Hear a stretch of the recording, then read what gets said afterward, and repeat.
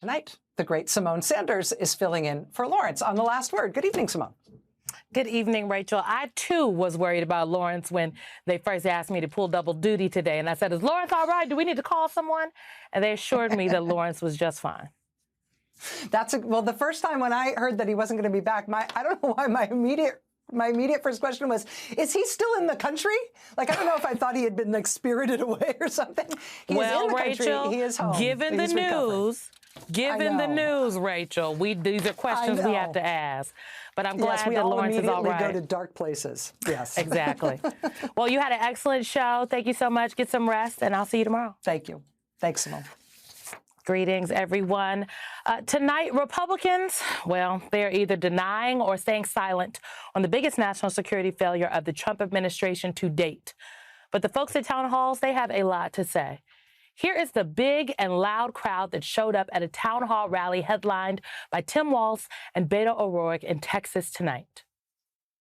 So last Friday, just to bring everybody back to the same page, you have Trump and Pete Hegseth, the defense secretary, in the Oval Office announcing God only knows what. You can't really understand these folks.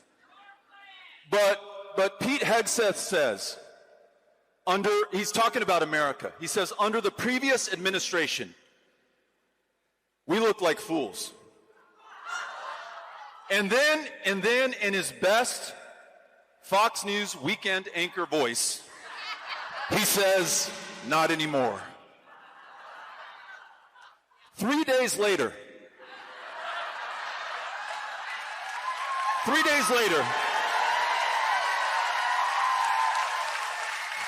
that guy across an unsecured group chat on a commercial platform is texting detailed attack plans, putting the men and women of the United States military in harm's way as we ask them to go halfway across the world to secure our interests and to defend this country. Democrats, this is the way. Do not back down. Do not let up. Demand accountability for accidentally texting imminent military attack plans to a civilian on Signal, for putting American troops in harm's way. And by the way, the whole group chat was an effort to evade federal law and administration record keeping. Now that the screenshots have been released, the usual Trump playbook of lie, deny, and deflect is falling flat. And the biggest change to the Donald Trump playbook? Oh, he spoke to the cameras just once today at a pre-scheduled Ramadan dinner at the White House. Just one appearance for a guy who for the last 60-something days has had the cameras rushed into the Oval multiple times to listen to him expound on whatever. It was a tactic to keep whatever Trump wanted to talk about front and center in news coverage. Trump said nothing about the accidentally text attack plans tonight. Maybe it was because this actual crisis of, at the very least, staff judgment, if not national security, exposed he has no idea what's actually going on. I don't know anything about it. You're telling me about it for the first time. It wasn't classified, as I understand it. There was no classified information. There was no problem. I want to find if there's any mistake or if a Signal doesn't work. It could be that Signal's not very good. Hegseth is doing a great job. He had nothing to do with this. Hegseth. How do you bring Hegseth into it? He had nothing to do. Look, it's all a witch hunt. Do you still believe nothing classified was shared? Well, that's what I've heard. I don't know. I'm not sure. You'll have to ask the various people involved. I really don't know. If Donald Trump doesn't know, who does? Who is running the country? Why is the president not accountable? What is going on? These are all questions folks should be asking. You know, according to reporting today, Trump might now believe that he actually has a Mike Waltz problem. Trump's national security advisor, Michael Waltz, has admitted that he was the one who added Jeffrey Goldberg to the message group. NBC News is reporting that Trump expressed frustration with Waltz in his conversations with people today about his decision to withdraw Representative Elise Stefanik's nomination to be the United Nations ambassador, is according to two Republican sources with knowledge of the conversations. Donald Trump is apparently angry that Waltz fumbled the Signal group chat and annoyed that the race to replace Waltz's seat in Florida is shaping up to be a little tighter than it should be for Republicans. We're going to have more on that race later in the hour.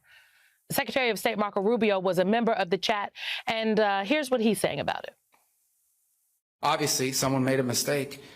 Someone made a big mistake and added a journalist. Nothing against journalists, but you ain't supposed to be on that thing. So they got on there and this happened. The big mistake was that Atlantic editor Jeffrey Goldberg was added to the attack plan chat. Marco Rubio never told Pete Hegseth in that chat, hey, let's take this to a more secure communication. Hey, perhaps this should be an in-person meeting. None of the Trump senior officials in the chat said anything about this not being the right place to share the war plans information. I used to work in the White House. I can tell you that's not how it's supposed to go. The Donald Trump administration, they may want us to turn a blind eye to the national security threat happening here. But we're not. The courts sure aren't. This afternoon, a federal judge ordered the National Archives and 5 of Donald Trump's cabinet members who participated in that Signal chat to preserve all of their Signal communications that happened between March 11th and March 15th. The federal judge behind that order? Chief U.S. District Judge James Boasberg. That is the same judge in a showdown with the Trump administration over its possible defiance of his court order to turn around planes deporting Venezuelan migrants to El Salvador. You might remember that Donald Trump's Department of Justice claimed that his order in that case somehow didn't count because Judge Boasberg delivered it verbally from the bench during a court hearing. Well, this time, Judge Boasberg isn't giving the Trump administration any excuses not to preserve their text messages. Don't worry, it'll be in writing, Judge Boasberg said as he delivered his ruling. The judge has since issued his written order for the defendants, naming CIA Director John Ratcliffe, Defense Secretary Pete Hegseth, Treasury Secretary Scott Bessent, Director of National Intelligence Tulsi Gabbard, the National Archives, and Secretary of State Marco Rubio in his capacity as acting archivist to, quote, promptly make best efforts to preserve all Signal communications from March 11th to 15th, 2025. The Trump administration must describe their efforts to comply with that order in a sworn declaration on Monday. Now, the judge's ruling marked a win for the advocacy group American Oversight, which sued members of the Trump administration to force their compliance with the Federal Records Act. The group's lawsuit aims to make sure the Trump cabinet members' Signal messages don't, end-run laws on preserving records because on Signal things can be deleted. But there are limits to their lawsuit. Judge Boasberg explained during the hearing, writing, the plaintiff here is not asking me to require the government to disclose the Signal communications. Disclosure is not part of the suit. Today, Democratic House Leader Hakeem Jeffries made it clear that resignation should be coming, particularly the resignation of Defense Secretary Pete Hegseth. We're in the middle of a fight right now as it relates to Pete Hegseth. He needs to resign or be fired by Donald Trump. We've made that clear across the caucus. And Democrats, I think, showed fight in the Senate hearing on Tuesday and in the House hearing on Wednesday. Our veterans have stood up to push back against this stunning national security breach. That's a fight that we're in right now. Are we on the sidelines? Have we been silent about this scandal? Have we? Okay, so that's a fight. These fights are on. Republican colleagues are also demanding resignations, albeit anonymously. A House Republican lawmaker told NBC News, quote, it's more than a teachable moment. It seems to be a double standard that's being articulated here by Republicans. If this was Lloyd Austin, we would have already drawn up, impeachment and asked for his resignation. To anybody that's a young Marine or a young officer, they would say, why can the head of DOD do this, but I can't? It's a good question. Joining us now is Democratic Representative Raja Krishnamoorthi of Illinois. He is a member of the House Intelligence Committee and the Oversight Committee. Representative, I wonder if you can answer the question that this anonymous Republican posed. Why can the head of the Department of Defense engage in this conduct, but a rank-and-file officer can't? It's called the double standard, Simone, and that's why. That's what's going on here. And actually, the morning that this article came out, I actually got a text from a mom of a sailor who received a bulletin that was sent to the entire military saying, don't disclose any type of classified or sensitive information on Signal because of known vulnerabilities in that particular messaging platform. She said to me, look, how could it be that if my son were to do what Pete Hegseth did, he would be court-martialed or worse, and yet Hegseth is getting off scot-free. And I think that is the type of sentiment that a lot of people feel right now. And I think that's why, I just saw polling that 60% of Republicans feel that this particular Signal gate is a serious security lapse. Representative, I watched the hearing as the members of the national security community came before your committee the other day, and I was really struck by the gaslighting. I truly was. And this is more than just about one Signal chat, one text message, right, adding one journalist. This is truly about the entire machinery of our national security apparatus, about the care or the lack thereof that members of this particular administration take in dealing with some of the most sensitive information that could literally be the difference between life and death for folks. I know you had very pointed questions in that hearing. I'm wondering what questions are still unanswered at this moment. Well, look, I think that you're absolutely right. The fact that they would deny that this was classified information that Pete Hegseth shared on this group chat, when the Trump administration's very own executive order, it's called 13526, says that any information about weapon systems, military plans, or operations is by default classified information, is all you need to know about the gaslighting that they were engaged in. But I think that right now we're in a dangerous moment because we don't know how many other Signal chats are going on about other sensitive topics. We don't know whether our adversaries have gotten that information and taken advantage of it against us, and what is the damage done? So that's why I'm glad, I was heartened to see that Senator Roger Wicker called for a full investigation.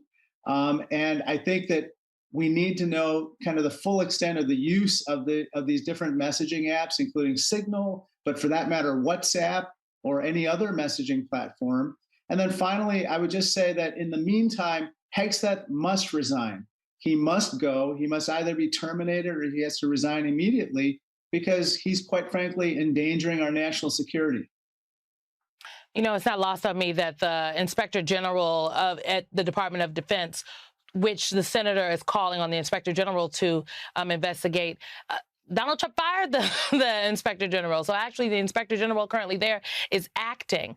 Right. At least one Republican, anonymous Republican, wants Hegseth to resign. Given the state of the Inspector Generals in the administration, I'm just wondering, is Congress going to do more? Are there quiet, anonymous, bipartisan conversations currently happening with your Republican colleagues, at least on the Intel Committee?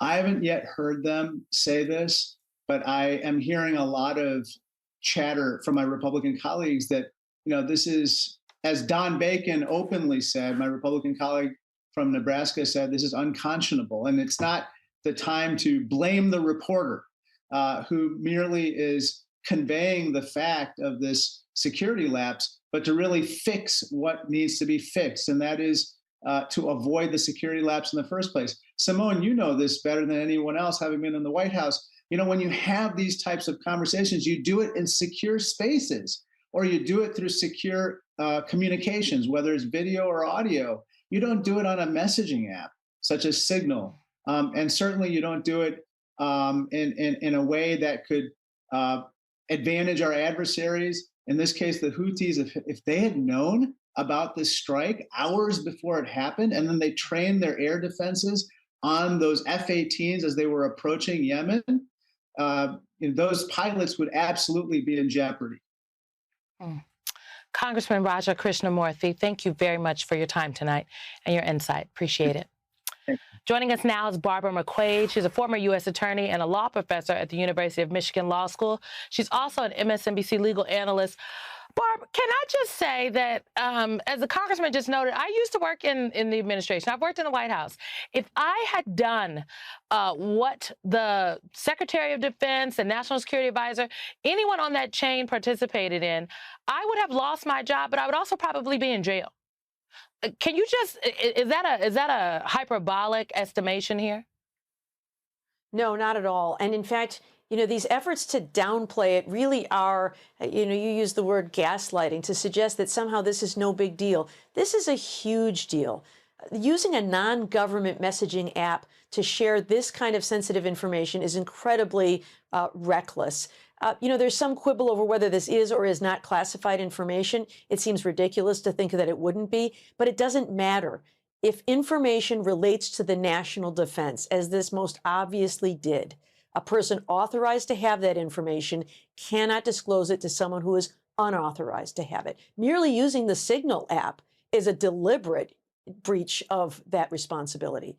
But even if they thought it was somehow a safe way to do it, it's at least gross negligence to be using the Signal app and not noticing that there's an extra party on there who's not a government official. That is a violation of the Espionage Act. And the Espionage Act is a serious crime with penalties of up to 15 years in prison. So I would think most of us would be certainly at least under investigation for doing what these people did.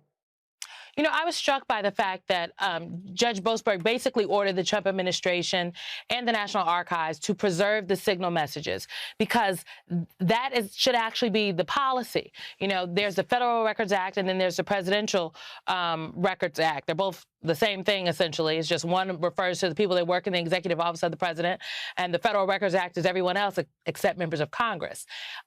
If, in fact, you are in the federal government and you are texting or sending emails not to a government email or a government device, you are always supposed to preserve the messages. So essentially, did the judge today order the administration to follow the laws as already written?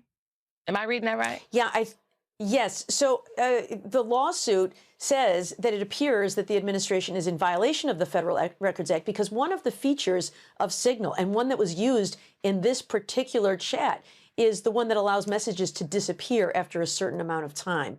In this instance, it was 10 days and also 4 weeks.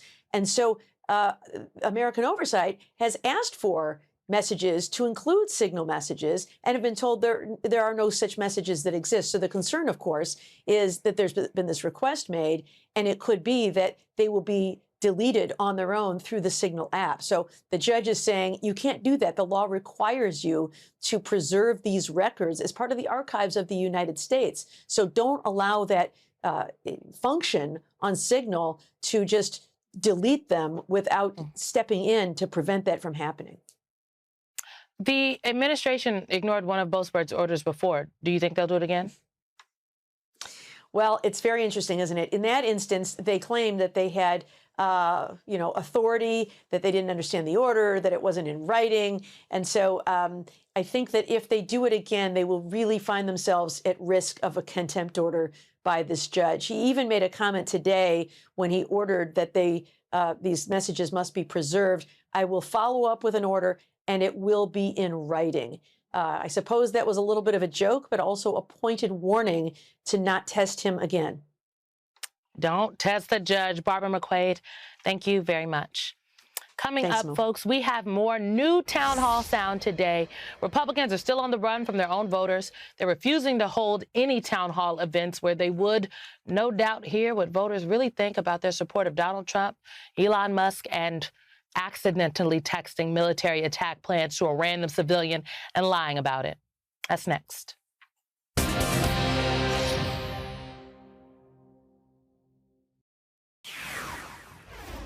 Texas Republican Congressman Troy Nehls refused to meet with his constituents in person. But never fear, Democrats Tim Walz and Beto O'Rourke were more than happy to do so. This guy said he was going to be a dictator on day one. He was lifting lines wholesale from Mein Kampf, saying that immigrants are poisoning the blood of America. He tried to destroy the Constitution. He ignored a co-equal branch of government. He called veterans suckers and losers. He defied a federal judge's order precipitated a constitutional crisis. What did you guys do? What did the people of America in 2025 do? So the line in the sand, it has been drawn. It is very clear what we're up against. While you're twiddling your thumbs and playing nice and trying to be bipartisan, they are killing your country and taking away your democracy. So we are either going to fight or we are going to surrender, and I plan on fighting. That's right. That's right. Let's do it. Amen. Today, after months of waiting, Republican Congresswoman Elise Stefanik, Donald Trump's first cabinet pick of his second term, by the way, is no longer the nominee for U.S. ambassador to the United Nations. Trump announced that Republicans can't risk losing Elise Stefanik's red seat. Quote, with a very tight majority, I don't want to take a chance on anyone else running for Elise's seat. Donald Trump doesn't want to take a chance on a seat Elise Stefanik won by 24 points? In a district he won by 21 points? Why wasn't Trump to be concerned about House Republicans' historically narrow majority when nominating members of the House to his cabinet? It's a good question. It's a question Republican Senator Lisa Murkowski asked shortly after Donald Trump's announcement. They just realized now? Apparently. Well, today, Democratic leader Hakeem Jeffries sees Elise Stefanik's withdrawal as a sign that Republicans are panicking. They seem to be panicking about the two special elections in Florida, which shocks the conscience of anybody who follows these races closely. Florida 1 and Florida 6. Donald Trump won those two districts respectively by 30 and 37 points. How is it that they are even competitive at this point? Why are Republicans panicking in deep red districts? It's because their agenda is unpopular. There are just 5 days left to fill those vacant seats, including one held by Mike Waltz of Signalgate fame before leaving to become Donald Trump's, national security advisor. Our next guest is the Democrat running to fill that open seat in Florida's 6th congressional district. According to a new poll, Democrat Josh Will's Republican opponent is leading him by only 4 points. That is significant because this is a district that Donald Trump won by 30 points. Mike Waltz won that ruby red district by 33 points. But as Governor Waltz said tonight, don't write places like Florida's 6th congressional district off. I got elected to Congress in a congressional district that had one Democrat since 1892. And the reason that I ended up winning that district was Howard Dean. Remember Howard Dean, Governor Dean? Howard Dean said, we need a 50-state strategy and we can't ignore a single congressional district. Because of that, my Republican district, farm district in southern Minnesota, people put money into it, and we won that seat, and we held it for 12 years. Don't write these places off. Don't write any corner of America off, any congressional district. Give them the resources. Help train the candidates. Joining us now is Josh Will, who's the Democratic candidate for Florida's 6th congressional district. Sir, it's very nice to see you. I think folks at home should know that you are a math teacher that are giving Republicans in the state of Florida a run for their money. Tell us a little bit about your race and why you think you are resonating in this way that you are. Yeah, well, unlike the Republicans, we haven't been afraid to hold town halls. For the last 4 months, we've been all over this very large district, meeting with voters across all 6 counties, Democrats, Republicans alike, and we've been listening to them. As a district that is 25% age 65 and above, they are scared to death about what's happening to Social Security. They're concerned about Social Security, Medicaid, and Medicare. They're disgusted by the impacts that they're feeling in the Veterans Administration. Our veterans, within 48 hours of the first round of cuts, our veterans here had their doctor's appointments and their scheduled procedures and operations pushed back 4 to 6 months. The impact from these cuts, from these policies is affecting people in real time here. And they want someone who will fight for them. What are you seeing in the early vote return numbers? There are Republicans who say they are concerned not only about the amount of money that you're raising, but specifically how close the returns are in terms of the early vote, in terms of turnout for Democrats this time. Yeah, absolutely. We're 6 days into early voting, and more Democrats have voted in Volusia County, which is our largest county in this district, than Republicans have. There hasn't been a single day in the last 30 years where more Democrats have voted than Republicans. So this is historic.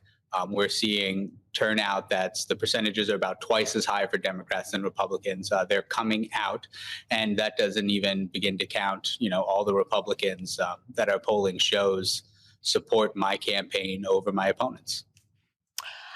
I have to wonder how the signal scandal, is Signalgate, as some folks are calling it now, has played out in this race. I know we're just 4 days into that, but are you hearing about that from voters in the district? And frankly, are you hearing about DEI? Because there's been a lot of focus from this administration about DEI, about immigrants, about everything but the economy, it seems. Are these things bubbling up in your race?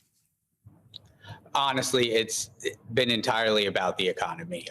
It has been, we have a Republican governor in Ron DeSantis and a supermajority in our legislature held by the Republicans, and they have made it nearly impossible to afford to live in Florida at this point. Republicans and Democrats alike are asking for regulation, federal housing regulation. They're asking for federal insurance regulations. They're asking to be protected from Florida, basically. They voted in November for economic relief. They voted in November because it was too difficult to live here. And now, seniors on a fixed income are seeing those checks put at risk. They've already removed the caps on prescription drug costs. There's immediate economic impact that is hurting them even worse because of the policies and actions of this current administration. People need to be able to survive.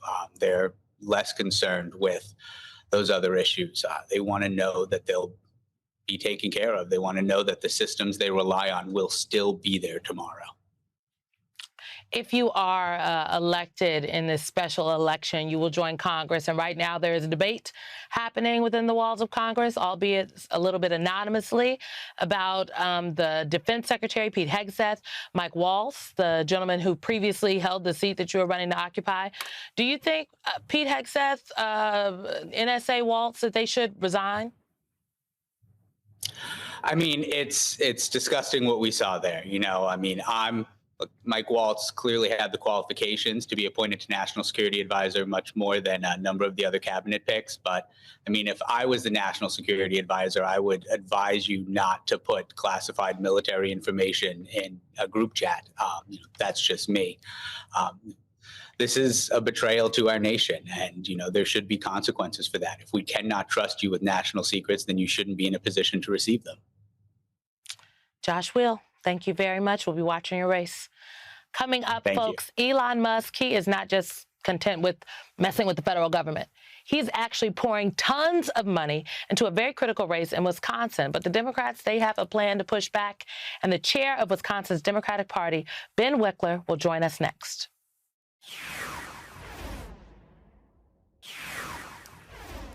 Republicans are on the run because voters do not like Trump's chaos, and they don't like Elon Musk's chainsaw. So Elon Musk is reverting to his old playbook to try and buy them back. In the key state Supreme Court race in Wisconsin, Trump-endorsed Brad Schimel has received nearly, wait for this, $20 million in support from Musk-backed groups like America PAC, which, according to the New York Times, is, quote, paying canvassers $25 per hour and offering $100 to any voter who signs a petition in opposition to activist judges in an attempt to identify and turn out more right-leaning Wisconsinites. Now, with the election on Tuesday and Democrats fired up, Musk is panicking and raffling off millions of dollars to people who sign. Musk did the same thing in Pennsylvania, we should note, in the run-up to the presidential election. And thanks to the money Musk has put in, this Wisconsin State Supreme Court race is actually on track to be the most expensive judicial race in U.S. history. The Wisconsin Democratic Party has released a new ad calling out Elon Musk's attempt to buy a seat on the state Supreme Court. Brad Schimmel is corrupt and will do anything to get on the Supreme Court. I have to invest in knee pads. I have to crawl around begging people. Please, please, please. And who did he beg? Elon Musk, a man who needs a guaranteed vote on the Supreme Court because his company is suing the state of Wisconsin. Schimmel begged and Musk unloaded $10 million to rig the court. So how much does it cost to buy off a corrupt politician? Just ask Kneepad Brad. Please, please, please. Joining us now is Ben Wickler, Wisconsin Democratic Party chair. I must say, Ben, Kneepad Brad definitely has a ring to it. I have to ask you, just today, Elon Musk announced that he's going to award $1 million to a man in Green Bay in this lottery situation. Election day is on Tuesday, April 1st. What is the turnout looking so far? Early voting is underway as we speak. Simone, thanks so much for having me on. This is the first big test of whether Elon Musk can buy any election he wants. And if we defeat him here, if Susan Crawford beats Brad Schimmel, it punctures this myth of invulnerability that Elon Musk's money can buy him. So we're watching the early vote very closely, and it is explosive. It looks like it's up for Democrats and for Republicans. It's up all over the state, almost 50% higher as of yesterday than the number of early votes at this point in 2023.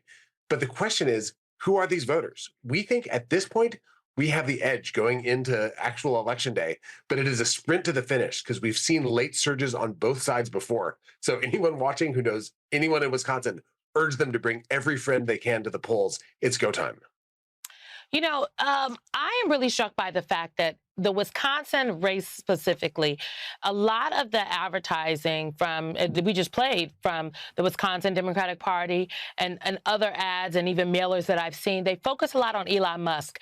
And about a month ago, strategists here in D.C., even people like myself would have said, I think people should be focusing more on Donald Trump or on the Republicans. They're letting the Republicans off easy. But you must see something or be hearing something from voters that says putting Elon Musk in the ads, in the framing is important. What are you seeing?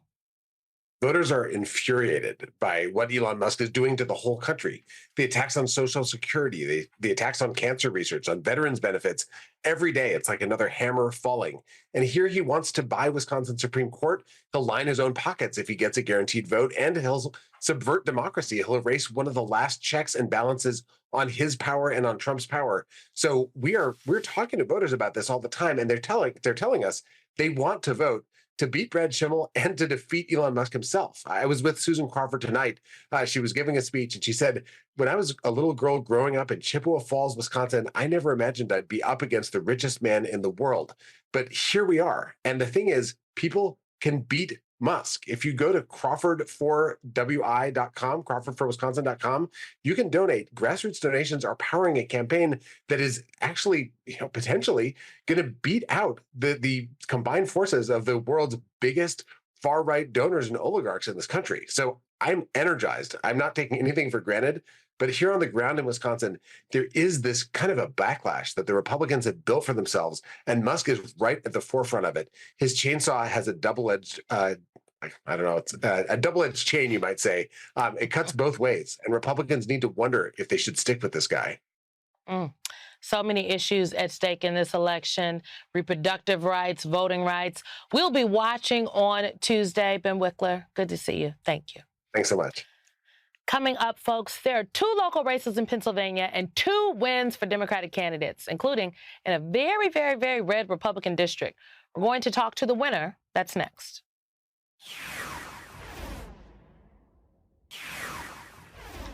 Tonight, Republicans are on the run and Democrats are celebrating not 1 but 2 special election state wins in Pennsylvania this week. Voters in Lancaster County, Pennsylvania, where Trump won in November by 15 points, elected Democrat James Malone Tuesday in the race for the 36th district's state Senate seat. And Democrat Dan Goldgarner, who has spent the last 14 years as a police officer in McKeesport, Pennsylvania, and sits on the city school board, also won his special election last night. Goldgarner's win means Pennsylvania Democrats will once again keep their 1-seat majority in the State House, and Democrat Joanna McClinton will remain Speaker. Even the Wall Street Journal is worried about the, quote, shock Democratic Senate victory in Pennsylvania. Republicans might want to take this surprise loss in MAGA country as a warning, they write. Mr. Trump's tariff threats are whipsawing financial markets and the broader economy. The conference board said Tuesday that a survey of consumer confidence showed a drop in March for the fourth consecutive month. Even voters who like the GOP's policy agenda could be jolted by the impression of chaos in Washington, plus Mr. Trump's recent focus on retribution. Democrats got pummeled last year because they followed out-of-touch leaders down ideological rabbit holes. Republicans will suffer if they do the same in reverse. Well, well, well. Wall Street Journal has something to say. Joining us now is Democratic State Senator-elect James Malone. He flipped the seat in Pennsylvania's 36th district, and he is currently a local mayor of the town of East Petersburg. Mr. State Senator-elect, welcome to you and congratulations. You know, I have been asking everybody this question because in Washington, D.C. and essentially across the country in some of these Republican congressional districts, you hear a lot of talk about DEI, a lot of conversation sometimes about refrigerators and gas stoves, everything except the economy. And I am just wondering, are those the issues that bubbled up in your race? Is that what people cared about in the 36th district? When we were talking with everybody, the pieces that really came up were protecting education, protecting libraries, the expenses, and making sure that we had a good background for our first responders. And those are things that I care a lot about as well. So it was a lot of preaching to the choir. There was a heavy dislike for the chaos that's going on at the federal level. And, I think all of that together really did help. And we did also have a lot of Republicans here who felt that their state leadership was not listening to them. So I think that's a really important support as well. No, I mean, I think that's a really important point because oftentimes, especially, here I'm in D.C., and you hear a lot of talk about how Democrats need to go around and rally Democrats. But at this point, I think it's about Americans that like what's happening and people that are OK with what's going on. And some of those Americans are Democrats and some of those Americans are Republicans and some of them are non-party affiliated. And it sounds like it was that kind of coalition that got you a win on Tuesday night. What about the money? We've talked a lot about the influence of money in politics, Elon Musk's influence specifically. How did you overcome that and build that coalition? We got really lucky. We set out and reached out to every person that we knew.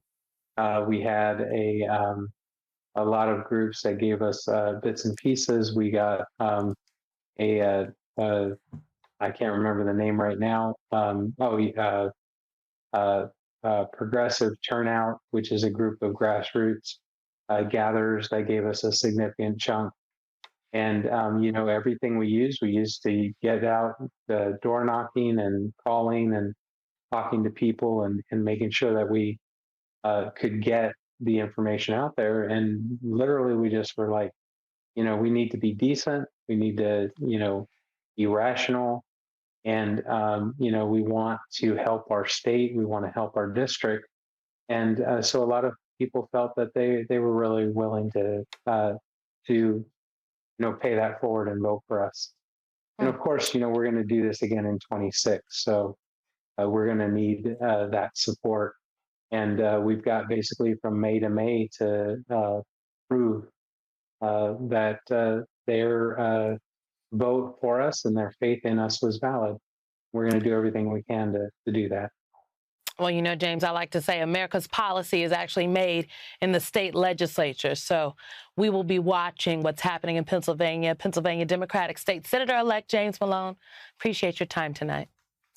Joining us now is Pennsylvania House Speaker, Democratic State Representative Joanna McClinton. Madam Speaker, there are some people that thought you were not going to hold on to the gavel. What do you have to say to them tonight? I say we are battle tested, sleeves rolled up, and we are back in the majority. We have the most slim majority in the entire nation, but it is our one-seat majority that's keeping the gavel in my hand and keeping the chaos in Washington, D.C. from unfolding in Harrisburg every single day.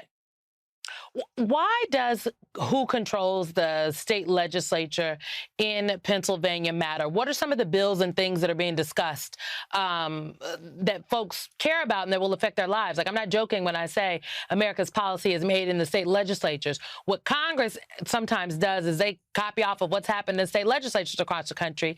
Then they try to nationalize, bring to the federal level, that state legislation.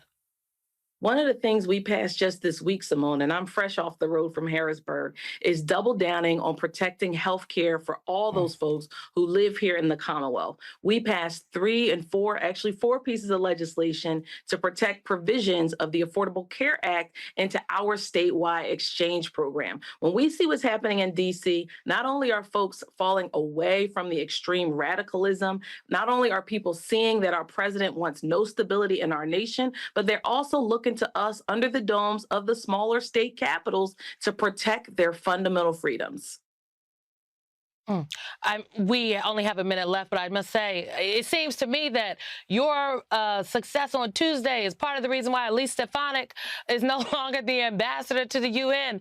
What is your message to Democrats in the last 30 seconds I have across the country? We've got to stay faithful, keep on the fight, spread the message of the good work we're doing, and make sure we let folks, even who voted in November for the president, know they can come back on the right side of history and fix the wrongs that are happening every single day with each election. Pennsylvania State House Speaker Joanna McClinton, thank you. Folks, we'll be right back. That is tonight's last word.